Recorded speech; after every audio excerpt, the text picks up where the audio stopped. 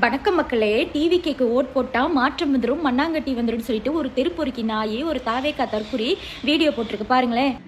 வணக்கம். இது ஒரு மாற்றத்துக்கான நேரம். ஆல்ரெடி மாற்றம் ஸ்டார்ட் ஆச்சு.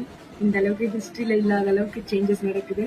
உதாரணமான நம்ம தளபதி, இந்த தளபதிக்கு ஒரு வாய்ப்பு இந்த தடவை கொடுக்கலாமே.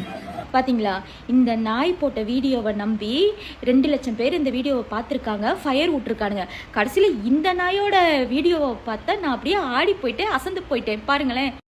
ஓகேல உங்களா கீழே எடுத்து விட்டாரு மேடம். நீங்க ஏன் யாருமே பர்ச்சேஸ் பண்றது இல்லைங்கிற ரீசன் எனக்கு சொல்லுங்க. எனக்கு ஏன் புரியவே மாட்டேங்குது. ஏன் லைவ் எல்லாரும் கம்மியாவே அட்டென்ட் பண்றாங்க?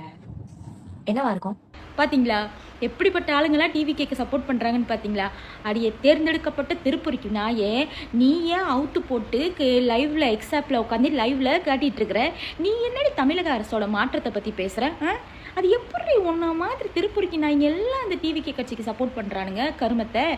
இவ்வளோ காட்டினா ஓகேல உங்களா?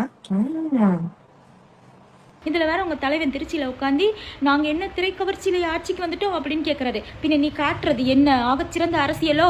நல்லா காட்டிட்டு உட்காந்துட்டு நீ எல்லாம் வந்து அரசியலை பற்றி பேசுகிற, மாற்றத்தை பற்றி பேசுகிற, அப்படி தானே? உன்னையெல்லாம் சிறுப்பில் அடித்து ஓட விடணுண்டி நாயே.